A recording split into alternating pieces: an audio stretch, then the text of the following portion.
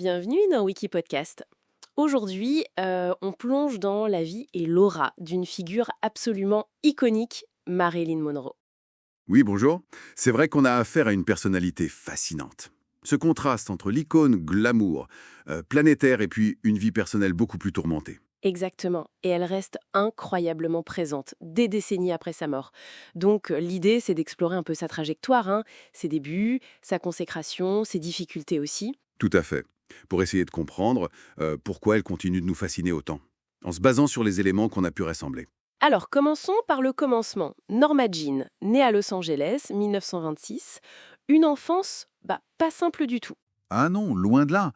Une mère, Gladys, avec des problèmes psychologiques importants, déplacement en famille d'accueil, l'orphelinat, beaucoup d'instabilité, et puis cette incertitude sur son père.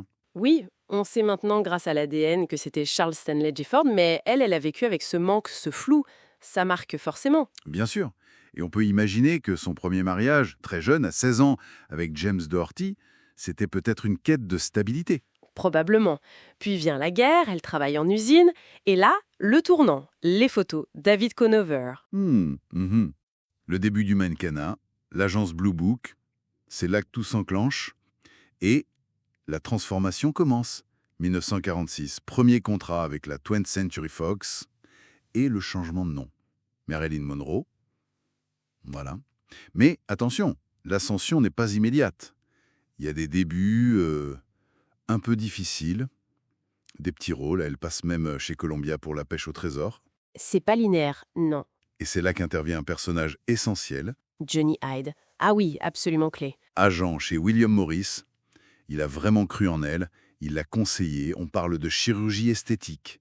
Suggéré pour lui, il a façonné l'image, en quelque sorte. Et il lui obtient des rôles importants quand La Ville d'Or, Eve, là ça y est, sa carrière décolle vraiment. Exactement. Et puis arrive ce fameux scandale, des photos de nus, faites en 49, mais qui ressortent en 52-53. Et paradoxalement, au lieu de la détruire, Ça renforce sa notoriété, c'est assez fou, ça la rend peut-être plus accessible, plus humaine, je ne sais pas. En tout cas, ça ne la freine pas, au contraire. elle devient la star. Sex symbole mondial. Niagara, les hommes préfèrent les blondes. Comment épouser un millionnaire? Les succès s'enchaînent. Et bien sûr, l'image éternelle, la robe blanche qui vole sur la bouche de métro dans 7 ans de réflexion. 1955, iconique. C'est l'apogée, en tout cas en termes de célébrité. Mais on sent déjà des fêlures, non? Une insatisfaction. Tout à fait.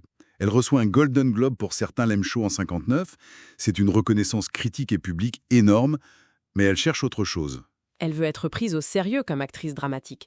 C'est pour ça qu'elle va à New York, étudier à l'Actors Studio avec Lee Strasberg. Oui, cette quête de légitimité artistique, c'est très fort chez elle.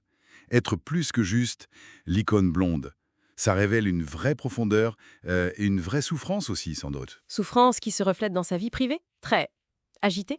Ah oui, le mariage est clair avec Joe DiMaggio, le champion de baseball. Puis l'union avec l'intellectuel Arthur Miller, pendant laquelle elle se convertit au judaïsme. Des relations passionnées, mais compliquées. Et puis les rumeurs persistantes. Yves Montand, les frères Kennedy. Ça alimente la machine médiatique. Et en parallèle, sa santé se dégrade. L'endométriose qui la fait souffrir, l'anxiété, la dépression, l'insomnie et la dépendance qui s'installe. Barbiturique, alcool. Ce qui rend les tournages de plus en plus difficiles. On parle de retard, de problèmes de mémoire.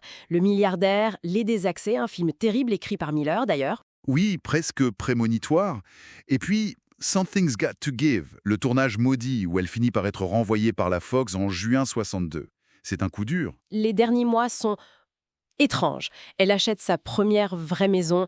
Il y a ce fameux Happy Birthday, Mr. President pour Kennedy en mai 62. Une prestation mythique, oui.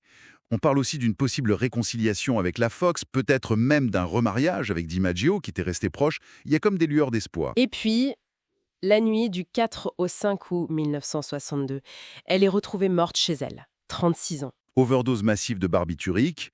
La conclusion officielle parle de suicide probable, mais les circonstances, le délai avant d'appeler la police, l'état des lieux, ça a toujours laissé planer un doute. Et ça a ouvert la porte à toutes les théories, accident, erreur médicale et même assassinat lié au Kennedy, au FBI, à la mafia. Des théories qui persistent, mais soyons clairs, sans preuve formelle à ce jour. Le mystère fait partie intégrante du mythe Monroe. Sa mort brutale la fige dans le temps. Elle devient une icône éternelle, presque désincarnée. Son image est partout. Andy Warhol, la pub. Elle continue d'inspirer des films, des livres. Blonde, de Joyce Carol Oates par exemple, des chansons. Son influence est immense et durable. Elle lègue une partie de ses biens à Lee Strasberg, son mentor de l'acteur studio, et à des œuvres de charité. Oui, notamment l'Anna Freud Center. C'est un héritage complexe. Le glamour hollywoodien a son paroxysme, mais aussi le symbole de la célébrité qui peut broyer. En somme, une trajectoire fulgurante, tragique. Cette dualité constante entre la lumière éclatante de l'écran et les ombres de sa vie personnelle. Absolument. Et ça nous laisse peut-être avec une question pour finir. Au-delà du mythe, des controverses, qu'est-ce qui explique que Marilyn Monroe résonne encore si puissamment aujourd'hui, presque 60 ans après sa mort? Qu'est-ce que cette fascination tenace nous dit, finalement, sur notre propre rapport à la célébrité, à l'image et peut-être à la fragilité humaine qui se cache derrière les icônes? Une réflexion à poursuivre.